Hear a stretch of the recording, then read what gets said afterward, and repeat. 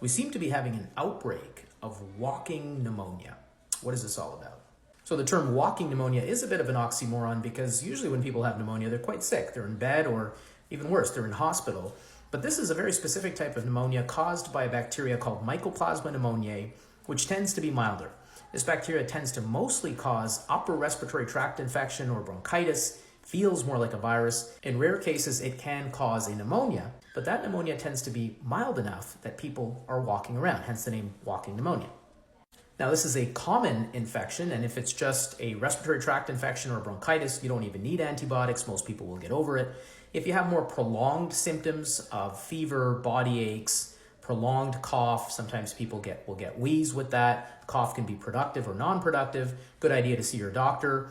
Often you will just be treated for community-acquired pneumonia, and the typical antibiotics we use for community-acquired pneumonia will treat this particular infection.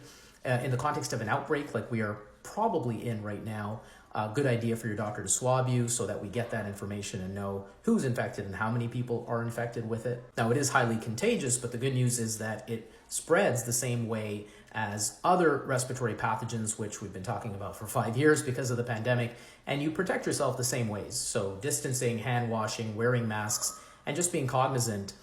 For example, if you're in a congregate setting, very tight quarters, like a subway car, to wear a mask. If you're sick, not to go to work or to wear a mask to protect those around you.